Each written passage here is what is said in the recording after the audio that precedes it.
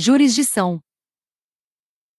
Funções básicas do Estado: legislação, administração e jurisdição. Jurisdição e equivalentes jurisdicionais.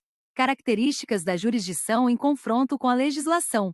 Critérios de distinção entre jurisdição e administração. Caracterização do ato jurisdicional. Elementos da jurisdição e poderes jurisdicionais. Princípios fundamentais da jurisdição. Extensão da jurisdição. Jurisdição e suas divisões. Jurisdição contenciosa e jurisdição voluntária, visão teórica. Tese revisionista do conceito de jurisdição voluntária. Jurisdição e arbitragem. Resolução consensual dos conflitos. Funções básicas do Estado: legislação, administração e jurisdição. A análise das funções do Estado moderno está estreitamente vinculada à doutrina da separação dos poderes, exposta e desenvolvida por Montesquieu, na clássica obra O Espírito das Leis. Embora teorizada por Locke, Tratado do Governo Civil, e tendo antecedentes na obra de Aristóteles, A Política, foi devido a Montesquieu que a doutrina da separação dos poderes ganhou enorme repercussão, transformando-se numa das mais célebres doutrinas políticas de todos os tempos. A separação dos poderes consiste basicamente em distinguir três funções básicas do Estado: a legislativa, a administrativa ou executiva e a jurisdicional. O poder, como expressão da soberania do Estado, é fundamentalmente uno, pelo que a tradicional separação dos poderes deve ser entendida no sentido de divisão funcional do poder. Por isso, afirmava Chovenda, ser o poder do Estado uno na sua essência, mas fracionado no seu exercício. A soberania, doutrina Chovenda, é o poder inerente ao Estado, ou seja, a organização de todos os cidadãos para fins de interesse geral, mas este poder único compreende três grandes funções: legislativa, administrativa e jurisdicional. Expressa a Constituição Federal, artigo 2º, que são poderes da União, independentes e harmônicos entre si, o legislativo, o executivo e o judiciário. Cumpre ressaltar, entretanto, que a separação de poderes não significa que sejam eles estanques e incomunicáveis, vez que o governo é a resultante da interação dos três poderes e a cada um corresponde, na doutrina constitucional moderna, especificamente, uma função. Assim, ao poder legislativo corresponde a função de ditar as normas reguladoras das atividades dos cidadãos e dos órgãos públicos, ou a função de criar o direito, de elaborar a norma geral e abstrata, reguladora da vida em sociedade. As normas gerais e abstratas ditadas pelo Poder Legislativo compõem o ordenamento jurídico do Estado ou direito objetivo, que tem na lei a sua expressão mais característica. Ao Poder Executivo incumbe a função administrativa ou executiva, provendo as necessidades gerais e realizando o bem comum.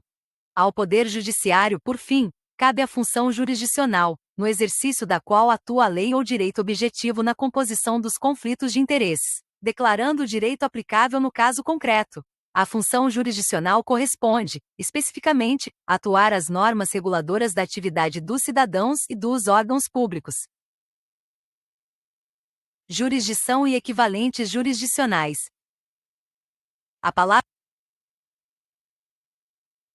jurisdição vem do latim ius direito, e dicere, dizer, querendo significar a dicção do direito, correspondendo à função jurisdicional, que, como as demais, emana do Estado. Já não se admite mais, pondera Chovenda, que instituições diferentes do Estado constituam juízes, como ocorria em outras civilizações, particularmente em favor da Igreja, cujos juízes pronunciavam sobre muitas matérias, especialmente nas relações entre os eclesiásticos, inclusive com efeitos civis.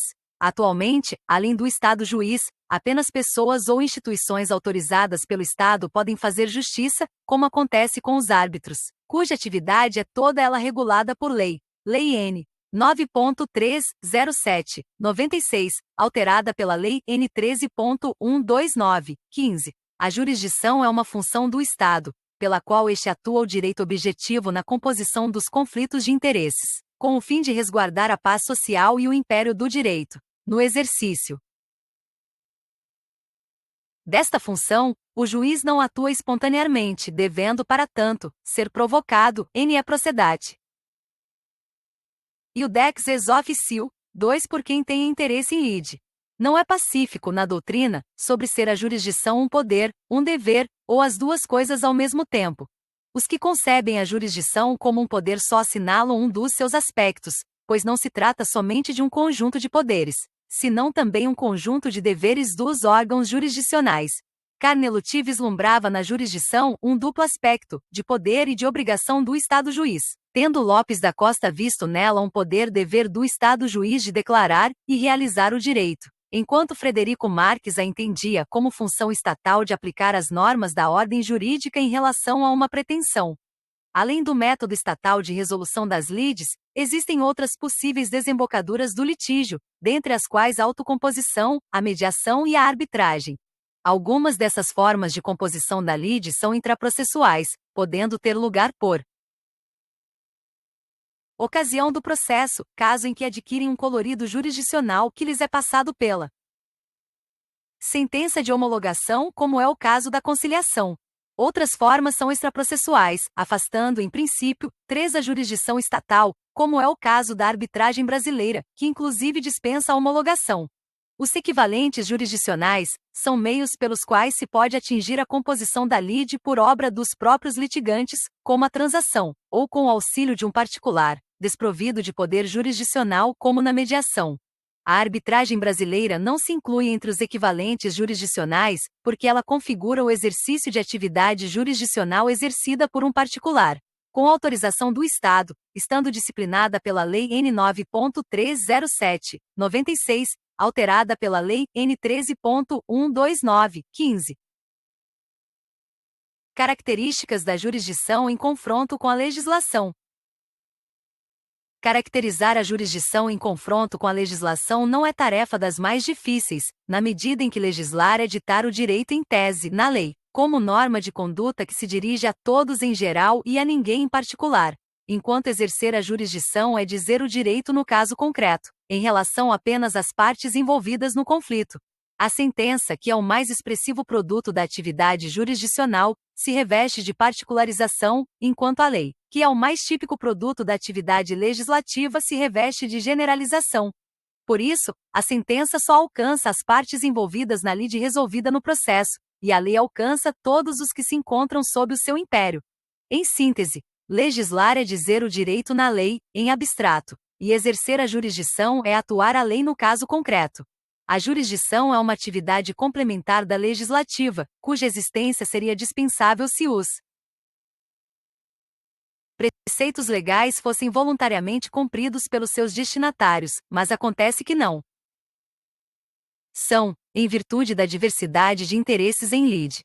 Com a jurisdição, o Estado juiz garante a sua autoridade de Estado legislador, fazendo com que se realizem, no mundo dos fatos, as consequências práticas dos preceitos enunciados pelas normas de direito. A legislação é uma atividade que independe de provocação de quem quer que seja, sendo por isso automovimentada, operando o Estado legislador na exata medida das necessidades sociais e coletivas do grupo.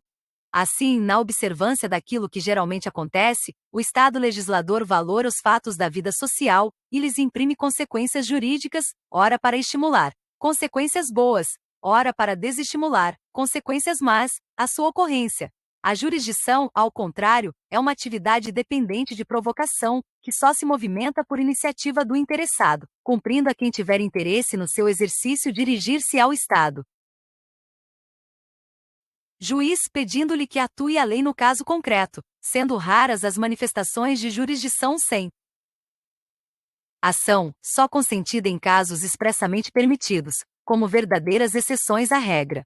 Essas exceções existem no âmbito da justiça do trabalho, em que o juiz pode ex officio determinar o cumprimento da sentença favorável ao reclamante, no processo civil, em que pode converter pedido de recuperação judicial da empresa em falência, e no processo penal, em que pode conceder habeas corpus de ofício.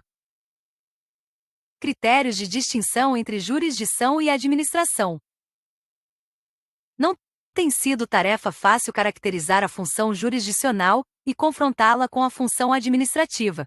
Entre as três funções da soberania do Estado, ensina Chovenda, observa-se uma separação conceitual mais ou menos clara, mas na prática difícil de determinar.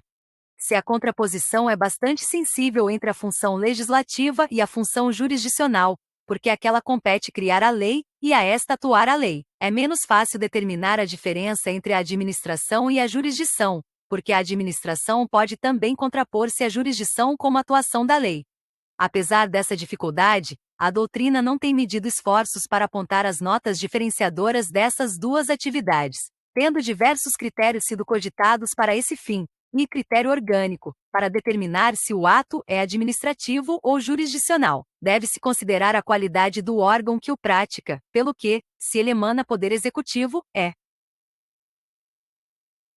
administrativo, e se emana do poder judiciário, é jurisdicional.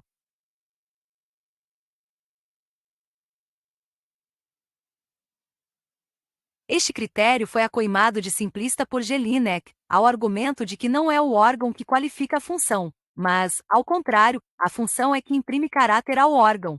Registra Chovenda que, examinando a diferença entre as funções e atendendo aos órgãos que dela estão investidos, não se pode resolver a questão, porque, se é certo que habitualmente as duas funções estão confiadas a órgãos distintos, nem sempre isso acontece, pois há órgãos jurisdicionais investidos de funções administrativas, jurisdição voluntária e órgãos administrativos investidos de funções jurisdicionais, contencioso administrativo. Segunda, critério formal. Segundo de Alessio, o ato administrativo, sob o aspecto formal, é aquele que não toma forma nem de lei e nem de sentença, sendo este também o pensamento de Duguit, para quem o ato jurisdicional, do ponto de vista material, é um ato administrativo, que dos demais não se distingue a não ser pelo seu aspecto formal, porque praticado por um funcionário não integrante do mecanismo da administração. A mesma crítica formulada ao critério orgânico serve para demonstrar a imprestabilidade do critério formal, pois os órgãos jurisdicionais praticam também atos administrativos e vice-versa. Terceira, critério da diversidade de procedimento lógico. Para essa corrente, a atividade jurisdicional é uma atividade vinculada, enquanto a atividade administrativa é uma atividade discricionária. Assim, no exercício da função jurisdicional, o juiz tem o dever de aplicar a lei ao caso concreto, pelo que a sua atividade é vinculada à lei. E, no exercício da atividade administrativa, o administrador tem o poder de escolher, entre duas ou mais alternativas que a lei põe ao seu alcance, aquela que melhor atende ao interesse público, sendo por isso a sua atividade discricionária. A discricionariedade, que é a marca da administração, ao regular as relações de fato, segundo o interesse público, faltaria na jurisdição, onde a relação concreta deve ser sempre regulada conforme a vontade da lei. Sucede, porém, que a atividade jurisdicional nem sempre é vinculada, pois, em muitos casos, são conferidos ao juiz poderes discricionários, como, por exemplo, na fixação de alimentos, em que deve guiar-se pela necessidade do alimentando e condições econômicas do alimentante. E nem sempre a atividade administrativa é discricionária, como, por exemplo, a nomeação de funcionários aprovados em concurso, em que deve ser observada rigorosamente a ordem de classificação. Quarta, critério da finalidade. Segundo esse critério, na jurisdição, a lei é um fim, e na administração a lei é um meio. Se a função do juiz é garantir o império da lei, a consideração da lei domina toda a atividade jurisdicional, pelo que para a jurisdição a lei é um fim, visto que essa atividade se destina especificamente à aplicação da lei.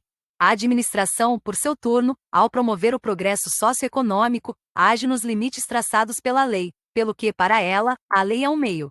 Essa distinção, segundo Lopes da Costa, depende do ponto de vista do observador, pois, do ponto de vista do juiz e do administrador, a atividade de ambos tem como fim a aplicação da lei, mas, do ponto de vista dos interessados, tanto a jurisdição como a administração são meios de que se servem para a satisfação de seus fins.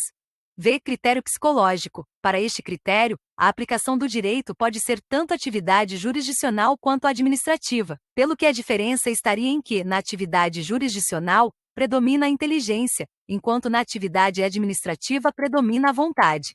No exercício da jurisdição, O juiz examina os fatos alegados pelas partes, as provas por elas produzidas, se desses fatos resultam consequências jurídicas, e só então profere a decisão, sendo todo esse trabalho predominantemente de inteligência. Já o administrador, agindo em prol do bem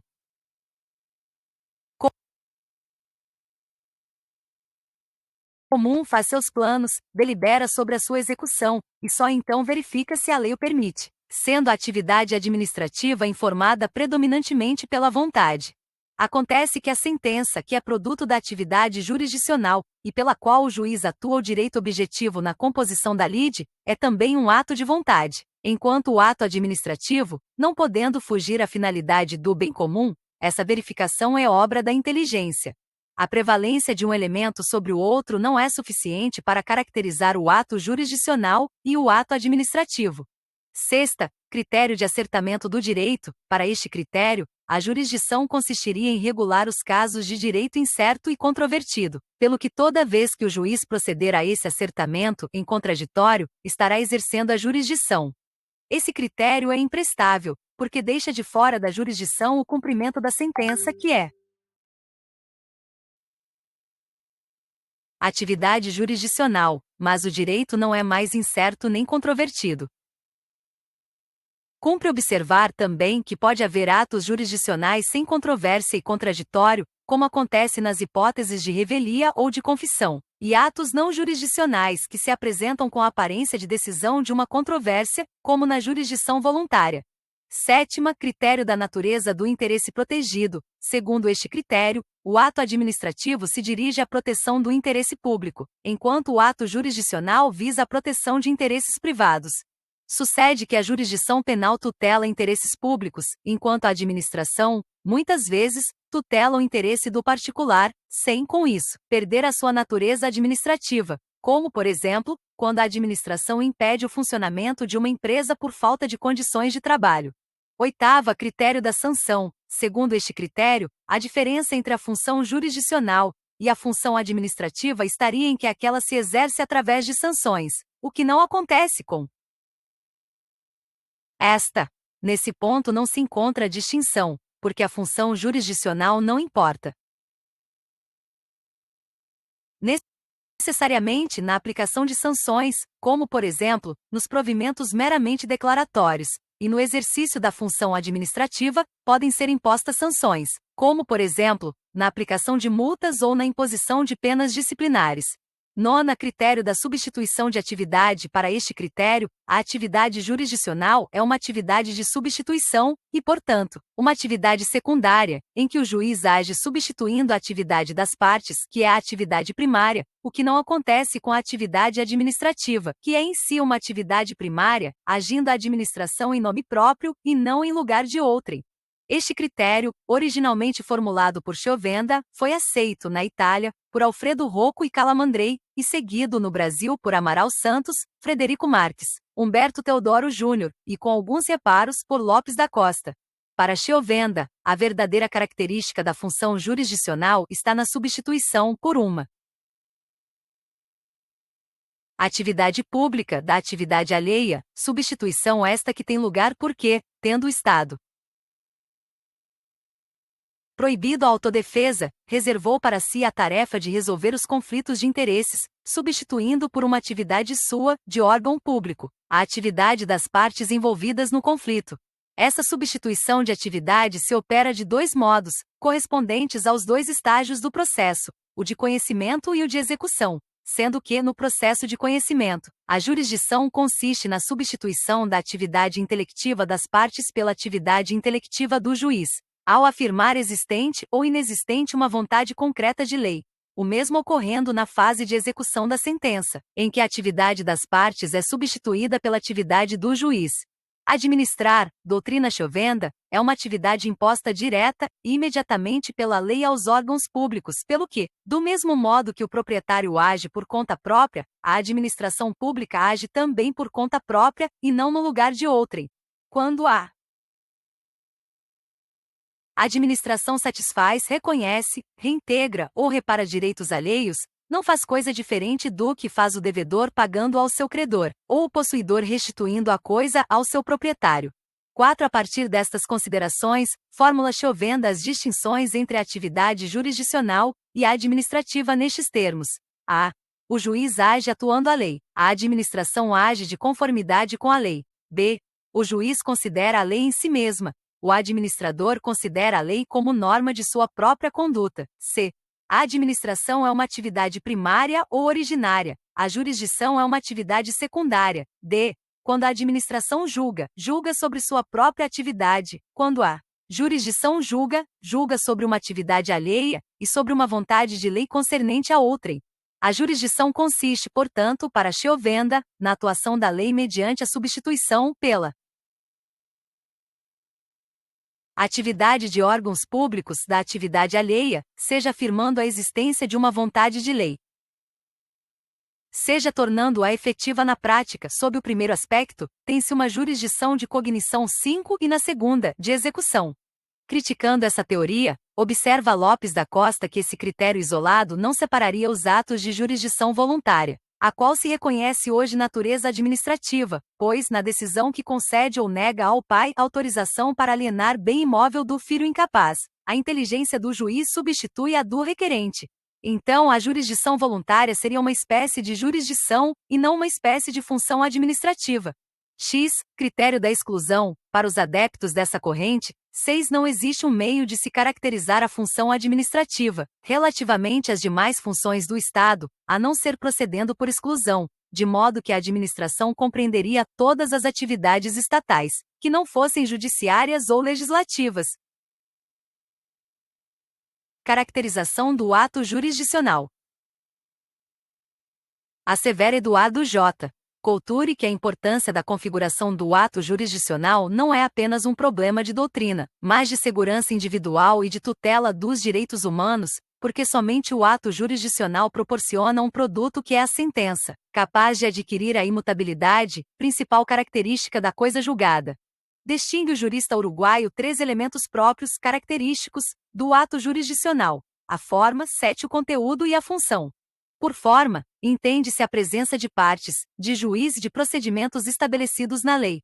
Por conteúdo, considera-se a existência de um conflito com relevância jurídica, que deve ser dirimido pelos órgãos da jurisdição, mediante uma decisão que adquira a autoridade de coisa julgada, e por função entende-se o encargo ou a incumbência de assegurar a justiça, a paz social e demais valores jurídicos, mediante a aplicação eventualmente coercível do direito.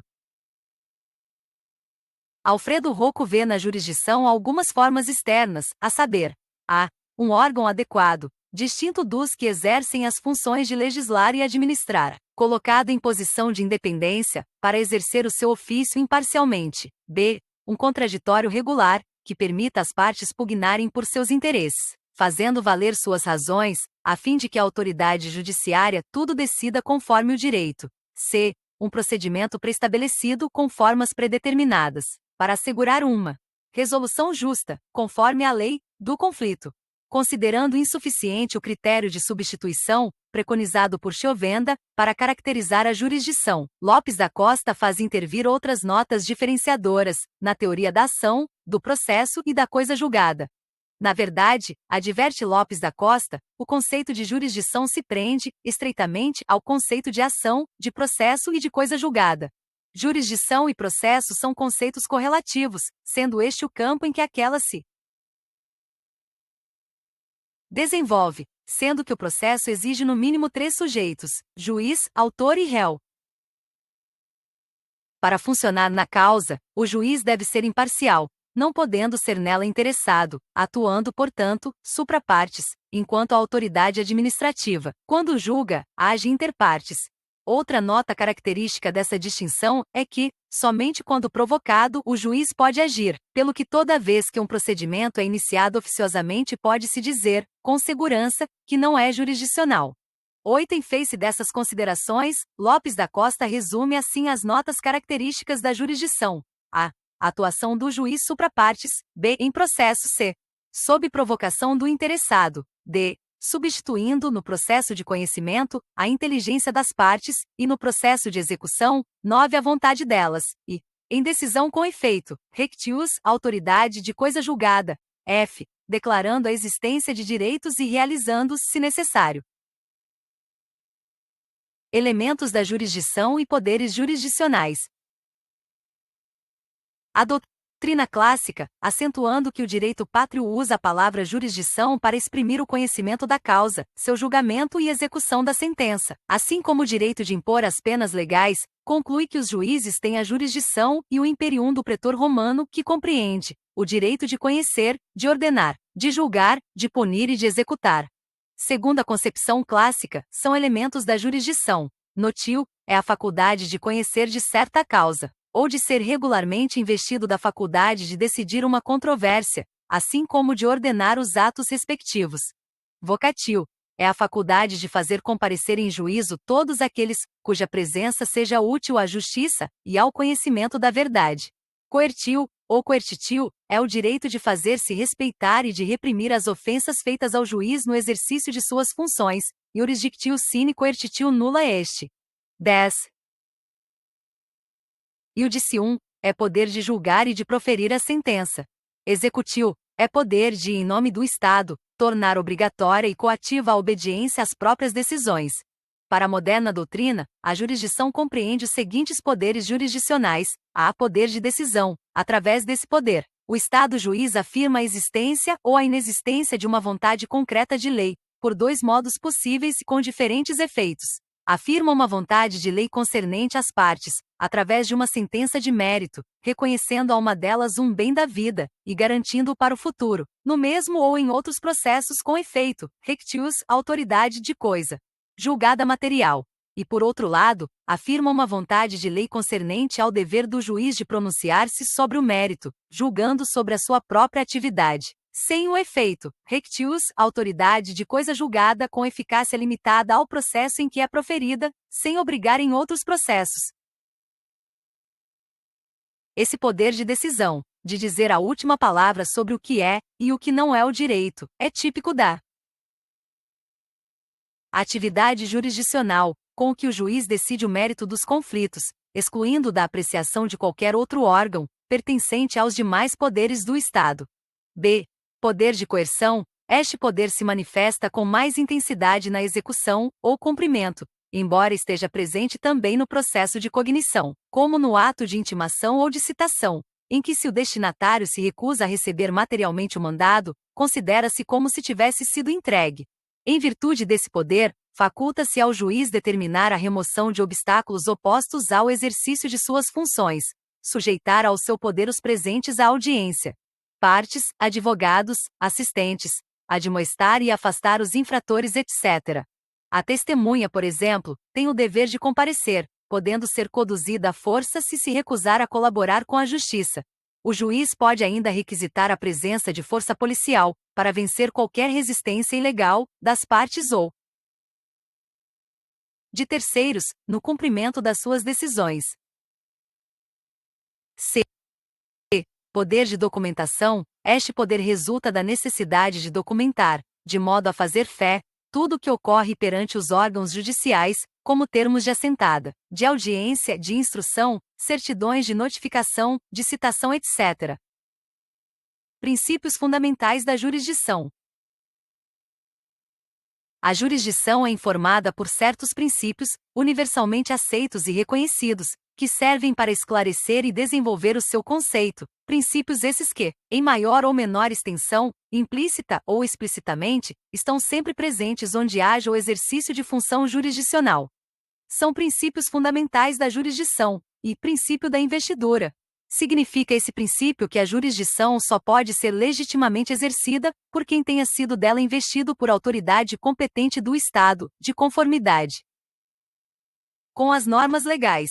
Quem, a pretexto de exercer a jurisdição, pratica ato próprio da atividade jurisdicional, sem a observância do requisito da investidura, pratica crime previsto no Código Penal, artigo 328. 11. A ausência de investidura equipara-se, para os efeitos legais, à situação dos juízes aposentados, visto que, com a aposentadoria, perdem a jurisdição, o mesmo ocorrendo com os juízes em disponibilidade. Segunda, princípio da aderência ao território. Este princípio significa que a jurisdição pressupõe um território sobre o qual é exercida, não se podendo falar em jurisdição, senão enquanto correlata com determinada área territorial do Estado.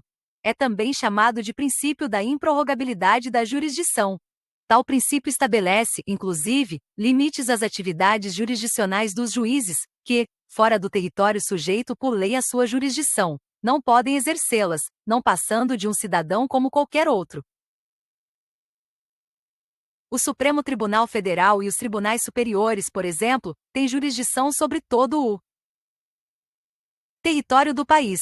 Os tribunais de justiça têm jurisdição sobre todo o território do Estado ou Distrito Federal. Os tribunais regionais, federais e do trabalho têm jurisdição sobre determinada região do país, compreendendo um ou mais estados. Os juízes federais, do trabalho e estaduais ou do Distrito Federal têm jurisdição no âmbito da sua respectiva base territorial, seção ou subseção judiciária, região, comarca ou circunscrição judiciária, podendo abranger um ou mais municípios ou distritos. Em face desse princípio, e havendo necessidade de ser praticado um ato processual fora da jurisdição do juízo da causa, deve ele solicitar a cooperação de outro juízo, do local onde deva o ato ser realizado.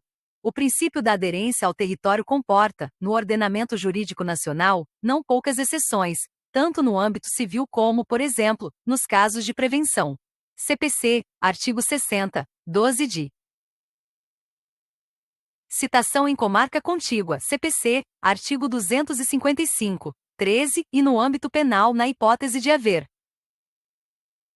desclassificação da infração da competência de outro juízo, CPP, artigo 74, segundo, parte inicial, 14, ou de desaforamento do crime, CPP, artigo 427, caput. 15. Terceiro, princípio da indelegabilidade. Este princípio significa que, sendo o juiz investido das funções jurisdicionais, como órgão do Estado, deve exercê-las pessoalmente, sem poder delegar atribuições. Se o Estado investiu o juiz no exercício de uma função pública, cometendo-lhe a função jurisdicional referente a determinadas lides, não pode o julgador transferir a outra competência para conhecer e julgar os processos que lhe tocam. Quando se trata de ato a ser praticado fora do território sujeito à jurisdição do juiz, não há delegação de função, pois tanto o deprecante quanto o deprecado, aquele solicitando e este realizando o ato, estão a exercer a jurisdição na sua base territorial e nos limites da sua própria competência. Quarta, princípio da indeclinabilidade. Este princípio significa que o juiz não pode declinar do seu ofício, deixando de atender quem deduz em juízo uma pretensão, pedindo a tutela jurisdicional. 16. Nem mesmo a lacuna ou a obscuridade da lei exime o juiz de proferir decisão ou sentença. 17. Devendo, nesses casos, valer-se dos costumes, da analogia e dos princípios gerais de direito. V. Princípio do juiz, rectius juízo, natural. 18. Este princípio significa que todos têm, em igualdade de condições, direito a um julgamento por juiz independente e imparcial, segundo as normas legais e constitucionais. O juiz, rectius juízo, natural é sinônimo de juiz legal ou juiz constitucional, competente para processar e julgar ao tempo em que ocorre o fato a ser processado e julgado. Em face desse princípio, não pode haver lugar para tribunais ou juízos de exceção, como tal considerado todo aquele que vier a ser constituído post factum, para julgar um fato já ocorrido ao tempo da sua constituição. As justiças especializadas militar, eleitoral, trabalhista, nada têm a ver com os tribunais de exceção, pois são instituídas pela Constituição, que as regula e delimita o âmbito de sua jurisdição, para julgamentos de fatos ocorridos posteriormente. Sexta, princípio da inércia. Segundo este princípio, não pode haver jurisdição sem ação, pois a jurisdição depende de provocação do interessado no seu exercício, não sendo, de regra, automovimentada. No particular, prefiro falar em dependência de provocação, pois inerte é o que não se movimenta, e a jurisdição se movimenta. A imparcialidade que caracteriza a atividade jurisdicional impede que os juízes exerçam suas funções sem que haja pedido de quem entenda ter sido lesado ou ameaçado de lesão em um direito seu. As máximas NE Procedatio Dex ex officio 19, e Nemo Dex sine actori 20 dão bem a exata extensão desse princípio. A inércia da jurisdição é rompida pelo exercício do direito de ação, e a partir daí, o processo se movimenta por impulso oficial, autodinâmica, não prescindindo, porém, da atividade das partes. Heterodinâmica. Mesmo, no âmbito penal, o processo se instaura mediante provocação do Ministério Público e, portanto, através da ação. Existem no ordenamento jurídico nacional poucas exceções ao princípio da inércia, tanto no âmbito civil estrito sensu como no trabalhista e no penal. Assim, por exemplo, o juiz pode decretar de ofício a falência do comerciante, se no curso de um processo de recuperação judicial de empresa, verificar que falta algum requisito para sua concessão. A execução no processo trabalhista pode instaurar-se de ofício pelo juiz. Também o habeas corpus pode conceder-se de ofício. Sétima, princípio do acesso à justiça. Essa simples faculdade acabou erigida num princípio, segundo o qual a todos é assegurado o acesso ao judiciário, para a defesa de seus direitos, servindo a expressão acesso à justiça para determinar duas finalidades básicas do sistema jurídico. A. Primeiro, o sistema deve ser igualmente acessível a todos, e B. Segundo, deve ele produzir resultados que sejam individual e socialmente justos. Oitava, nulla poena sine iudicio 21, este princípio é exclusivo da jurisdição penal, significando que nenhuma sanção penal pode ser imposta sem a intervenção do juiz, através do competente processo. Nem com a concordância do próprio infrator da norma penal, pode ele sujeitar-se voluntária e extrajudicialmente à sanção penal. 22. Extensão da jurisdição.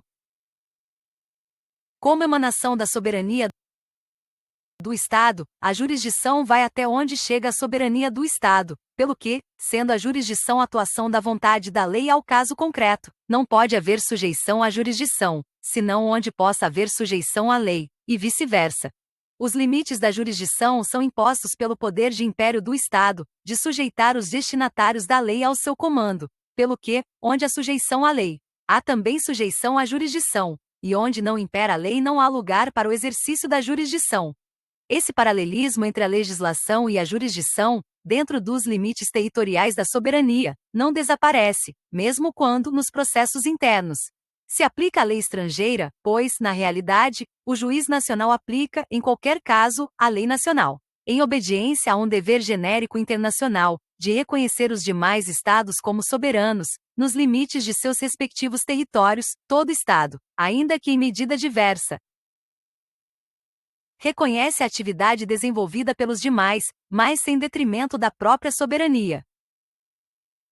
Com este objetivo, o Estado expede atos de vontade própria, cujo conteúdo esteja em conformidade com os atos de vontade do Estado estrangeiro, e, em vista dessa atividade legislativa estrangeira, o Estado Nacional prescreve normas preliminares 23 que traçam os limites dentro dos quais o legislador reconhece o direito alienígena, como regra de relações que interessam concomitantemente a estrangeiros e nacionais. Em virtude dessas normas de aplicação, o juiz não aplica direito estrangeiro, mas direito nacionalizado, porquanto a vontade de lei que o juiz atua somente pode ser a do Estado Nacional. A fórmula nacionalização do direito estrangeiro deve-se a Savigny, que alude à faculdade de incluir leis originariamente estrangeiras entre as fontes a que devem ater-se os tribunais e juízos do país. O exercício da jurisdição se entrosa intimamente com a ideia de território, pelo que todos aqueles que nele se encontrem estão submetidos potencialmente à jurisdição do Estado. Jurisdição e suas divisões. A jurisdição, considerada em si mesma, é emanação da soberania do Estado, pelo que, sendo única a soberania, una também é a jurisdição. 24. Entender o contrário seria admitir a existência de uma pluralidade de soberanias, atuando no âmbito de um mesmo território, o que contraria a própria ideia de Estado. Quer decida um conflito de interesses de natureza civil, quer penal ou trabalhista, o Estado exerce a jurisdição, pois a diversidade de lide não determina a diversidade de função jurisdicional. Neste sentido, afirma-se que a jurisdição é una, quer dizer, não comporta divisões. A doutrina, no entanto, costuma classificar a jurisdição segundo vários critérios, quando se fala, então, em espécies de jurisdição, a saber, e, quanto à gradação dos seus órgãos, jurisdição inferior e jurisdição superior. A jurisdição inferior é a que se exerce na primeira instância, por juízo que conhece e julga, originariamente, as causas. A jurisdição superior é a exercida nos tribunais, por força de recurso interposto em causa já sentenciada, como consequência do duplo grau ou por força de remessa necessária. Segunda, quanto à matéria, jurisdição penal e jurisdição civil. A jurisdição penal tem por objeto as lides de natureza penal. A jurisdição civil compreende as causas de natureza extrapenal, como as civis comerciais, administrativas, tributárias, constitucionais, etc. Terceira, quanto à origem, jurisdição legal e jurisdição convencional. A jurisdição legal é permanente. Nasce da investidura do juiz no cargo com as atribuições próprias de seu ofício, de dizer ou declarar o direito. A jurisdição convencional é momentânea, exercida pelo árbitro ou tribunal arbitral, por força de compromisso assumido pelas partes. Quarta, quanto aos organismos judiciários que a exercem, jurisdição especial e jurisdição comum. A jurisdição especial tem o seu campo de atuação assinalado pela lei, como a militar, eleitoral e trabalhista, e a jurisdição comum tem competência sobre todas as causas que não estejam expressamente atribuídas a outras jurisdições, como a jurisdição comum federal e a estadual. Na doutrina prevalece o entendimento de que a Justiça Federal se enquadra na jurisdição comum, porque esses juízes processam e julgam qualquer lide não compreendida na competência reservada às justiças especiais. Assim, ao lado de uma Justiça Comum Federal, existe uma Justiça Comum Estadual. V. Quanto à forma, jurisdição contenciosa e jurisdição voluntária. A jurisdição contenciosa é exercida em face de litígio, quando a controvérsia, internolentes, 25, e a jurisdição voluntária, quando o juiz se limita a homologar a vontade dos interessados, ou quando o juiz decide, mas em face de interesses não litigiosos, intervolentes. 26. A doutrina tem reconhecido, porém, que a chamada jurisdição voluntária não é verdadeira jurisdição, e nem voluntária. Pois voluntário no caso seria o procedimento. Graficamente, jurisdição contenciosa e jurisdição voluntária, visão teórica. Não existe um critério insusceptível de crítica para se distinguir a jurisdição contenciosa da jurisdição voluntária, o que levou Kiss a afirmar estar fadada ao insucesso à procura de uma acentuada separação entre os domínios dessas duas espécies de jurisdição. Identicamente pensam Westman e Rosenberg, que julgam impossível apresentar um decisivo fundamento material para distinguir a jurisdição contenciosa da jurisdição voluntária. Chiovenda também reputa imprópria a contraposição tradicional, jurisdição voluntária e contenciosa, porque entre as atividades jurisdicionais não se insere a jurisdição voluntária, que não é propriamente jurisdição. 27. Coulture ressalta que a denominada jurisdição voluntária não é jurisdição e nem voluntária, a uma, porque sua índole não é jurisdicional, e a outra porque, em muitos casos, a intervenção dos juízes é imposta pela lei, sob pena de sanções pecuniárias ou privação do fim esperado. Muitos atos estatais, doutrina Chiovenda, embora sejam atos de simples administração, exigem especiais garantias de autoridade nos órgãos que os praticam, pelo que é natural que o Estado se utilize para corresponder a essas exigências, da mesma hierarquia judiciária comum. Mas nem todos os atos de jurisdição voluntária são realizados pelos órgãos jurisdicionais, sendo, muitas vezes, atos de órgãos administrativos que não estão disciplinados pelo Código de Processo Civil, mas são similares aos que a lei atribui, como jurisdição, aos juízes. Por conseguinte, para Chiovenda a jurisdição voluntária é uma forma especial de atividade do Estado, exercida, em parte pelos órgãos judiciários, em parte pelos órgãos administrativos, e pertencente à função administrativa, embora distinta da massa dos atos administrativos, por certos caracteres particulares. A distinção entre a jurisdição contenciosa e a voluntária tem grande importância prática, porque apenas aquela produz coisa julgada, e não está, podendo o ato voluntário ser revisto a qualquer tempo, respeitados apenas os direitos adquiridos.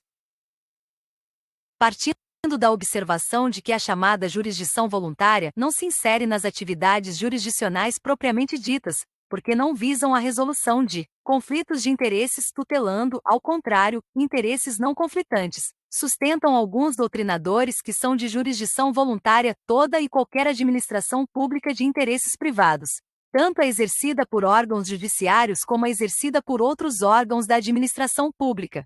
Este é o pensamento de Chiovenda, que mereceu, no Brasil, o aval de Lopes da Costa.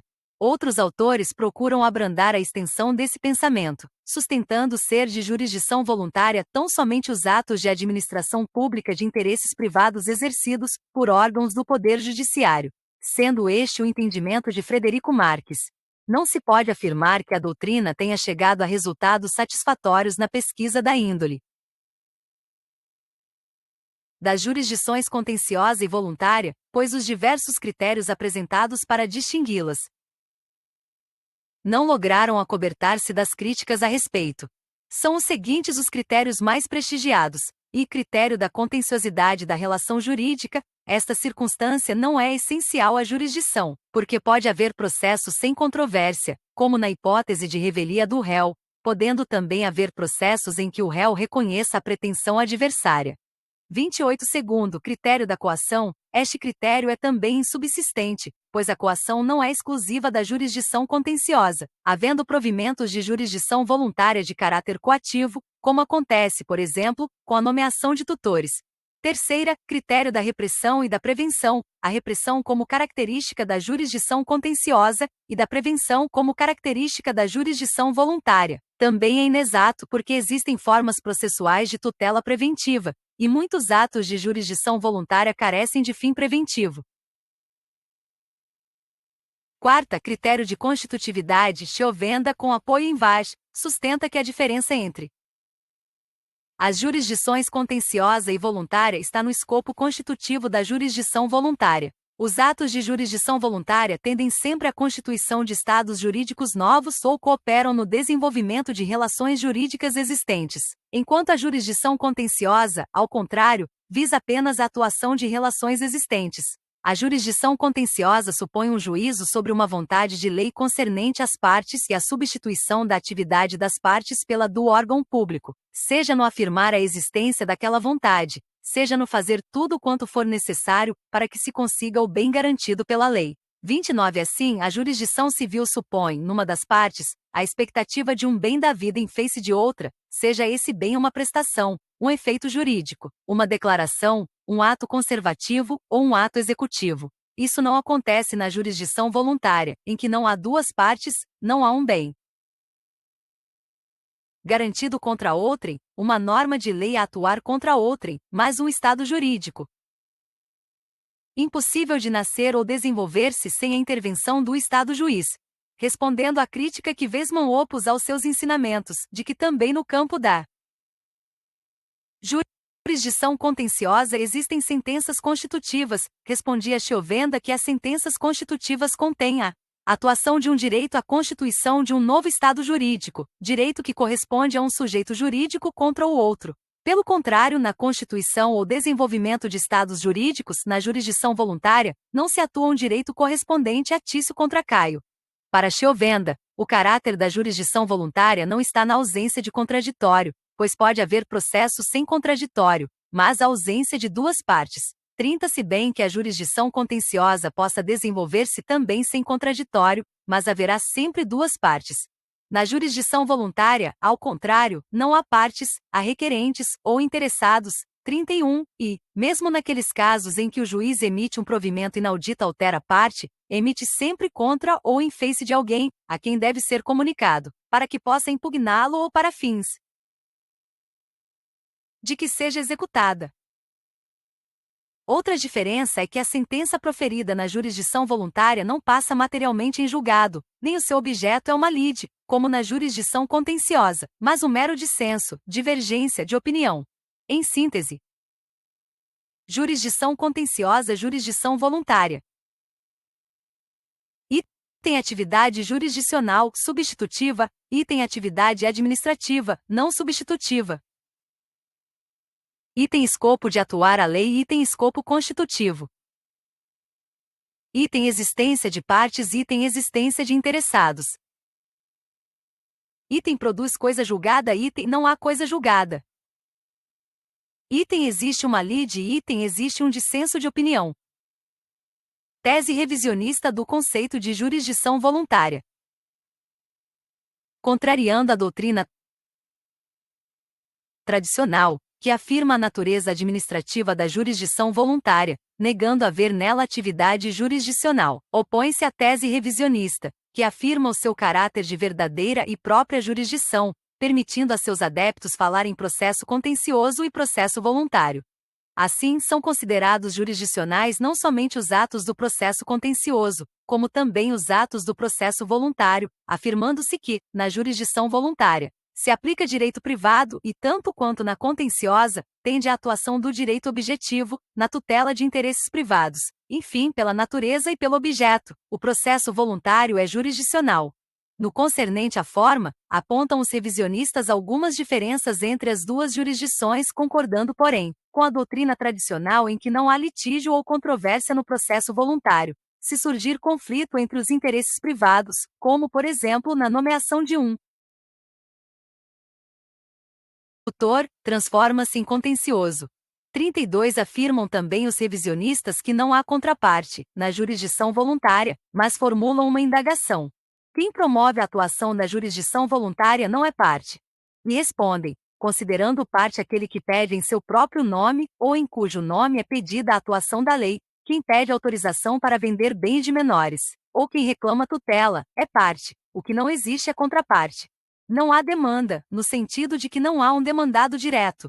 Mas se demanda é o ato processual em que se manifesta a ação, e está é o direito à jurisdição. Entendem que dificilmente poder-se-ia explicar que não seja jurisdicional o processo voluntário, pois quem promove qualquer dos negócios voluntários o faz em procura da tutela e reconhecimento de seus próprios direitos, o mesmo que no processo contencioso. Aceitam os revisionistas que os requisitos exigidos na demanda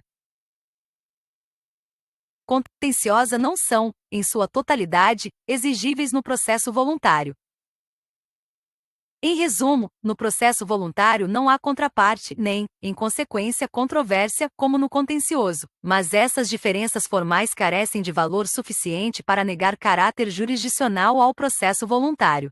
Assim, continua de pé o fundamento de que, tanto no processo contencioso quanto no voluntário, trata-se de tutela dos mesmos direitos, apenas num caso controvertido e noutro, não. Para a corrente revisionista, a jurisdição voluntária é jurisdição, enquanto o adjetivo voluntária encontra plena coincidência entre a tese tradicional e a revisionista. Não é voluntária, no sentido de que o peticionante não vai a juízo espontaneamente, por sua vontade, intervolentes, em oposição à jurisdição contenciosa, internolentes.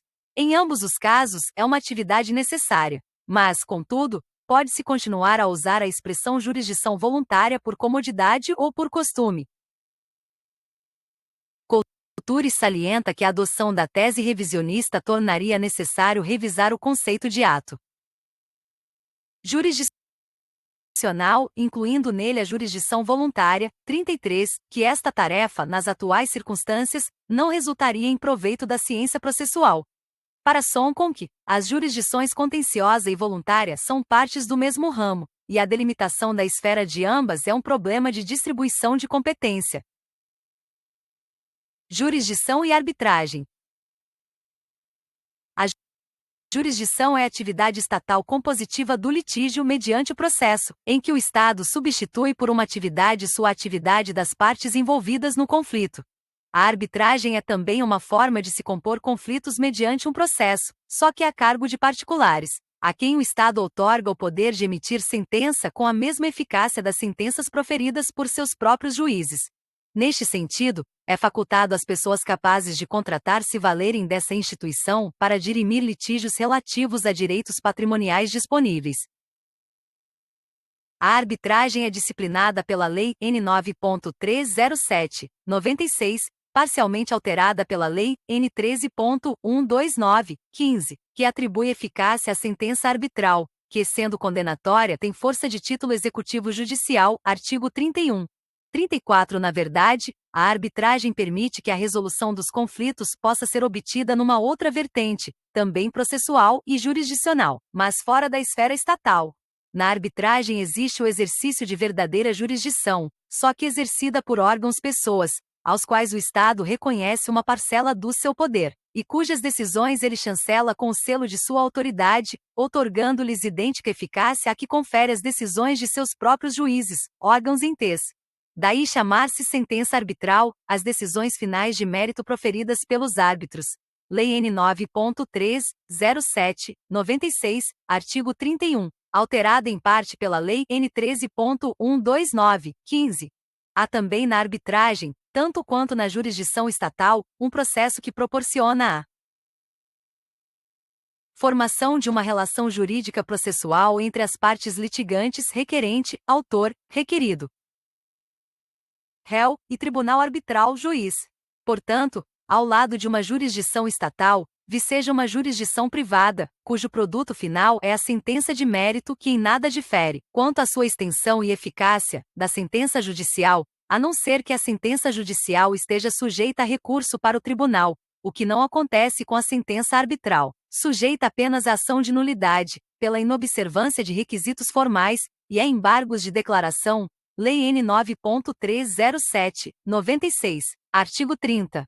Espera-se que, através da arbitragem, os conflitos de interesse sejam resolvidos de forma mais ágil e eficaz, deixando para o Poder Judiciário apenas aqueles que, por envolverem interesses intransigíveis, não possam ser entregues à decisão de árbitros. O primeiro do artigo 3º do novo CPC consagra a regra inédita, dispondo que é permitida a arbitragem, na forma da lei, passando a impressão de que na arbitragem não haveria exercício de jurisdição, quando atualmente não há mais dúvidas sobre o caráter jurisdicional da arbitragem, jurisdição privada, mas impregnada de interesse público, tendo a sentença proferida pelo árbitro ou tribunal arbitral, em tudo e por tudo, eficácia equivalente à sentença proferida pelo juiz togado. Lei N. 9.307/96, artigo 31. Nos termos do artigo 31 da Lei de Arbitragem, a sentença arbitral produz, entre as partes e seus sucessores, os mesmos efeitos da sentença proferida pelos órgãos do Poder Judiciário, e sendo condenatória, constitui título executivo, garantindo o novo CPC o seu cumprimento compulsório. Artigo 515, 7ª, considerando-a, expressamente, um título executivo judicial. Embora a arbitragem nada tenha a ver com o Código de Processo Civil, por estar disciplinada por lei especial, Lei N 9.307/96, alterada pela Lei N 13.129/15, a referência valeu pelo prestígio reconhecido ao Instituto que, pela forma abrupta como adentrou no ordenamento jurídico nacional, não granjeou a simpatia dos juízes estatais, e pela forma atabalhoada como foi aplicada por muitos operadores do direito, não conseguiu ainda conquistar a confiança dos jurisdicionados, apesar das vantagens que oferece sobre a jurisdição estatal, mormente pelo fato de poder as partes escolher os árbitros, além da garantia de tê-la julgada num prazo máximo de até 6 meses. Entre o árbitro ou tribunal arbitral deve imperar o princípio da colaboração, porque somente os juízes togados dispõem do ius imperii, direito de império, necessário para adentrar no patrimônio e na esfera da liberdade das pessoas, físicas e jurídicas, e entes formais, para tornar efetivas as decisões interlocutórias e sentenças arbitrais, pelo que sem essa colaboração a jurisdição arbitral não se desenvolveria por ausência do poder de coerção. Resolução consensual dos conflitos. A norma inédita do artigo 3º, segundo do novo CPC, permite sejam os litígios resolvidos por autocomposição das partes, o que se obtém através da conciliação e da mediação, que são formas alternativas de resolução dos conflitos de interesses, muito prestigiadas nos sistemas jurídicos estrangeiros. Assim, dispõe o segundo do artigo 3º do novo CPC que o Estado promoverá, sempre que possível, a solução consensual dos conflitos, o que não infirma o princípio da inafastabilidade da jurisdição, porquanto o verbo promover significa, tão somente, adotar as medidas necessárias para que o conflito de interesse seja resolvido pelas próprias partes, abortando a lide, que é o grande problema com que se defronta atualmente o Poder Judiciário. Nos termos do 3º do artigo 3º do novo CPC, a conciliação, a mediação e outros métodos de solução consensual de conflitos deverão ser estimulados por juízes, advogados, defensores públicos e membros do Ministério Público, inclusive no curso do processo judicial. A conciliação é um instituto que participa do funcionamento da Justiça, remontando à antiga Lei N. 968/49, que estabeleceu uma fase preliminar de conciliação ou acordo, nas causas de desquite litigioso ou de alimentos, inclusive os provisórios, cujo artigo 1º dispunha que, nessas causas, o juiz, antes de despachar a petição inicial, logo que esta lhe fosse apresentada, promoveria todos os meios para que as partes se reconciliassem ou transigissem, nos casos e forma em que a lei permite a transação. A norma do artigo 3º do novo CPC deixa claro que a conciliação e a mediação podem ocorrer estando em curso o processo, sendo esta, provavelmente, a forma que virá a ser preferida, mesmo porque o modelo que se tomou foi o dos juizados especiais. Os conciliadores e os mediadores judiciais foram inseridos no elenco dos auxiliares da Justiça, estando a sua atividade disciplinada pelos arts. 165 a 175 do novo CPC. A propósito, foi promulgada a Lei nº 13.140, de 26 de junho de 2015, disciplinando a mediação entre particulares como meio de solução de controvérsias sobre a autocomposição de conflitos no âmbito da administração pública, ressalvada a mediação nas relações de trabalho, que será regulada por lei própria, artigo 42, parágrafo único.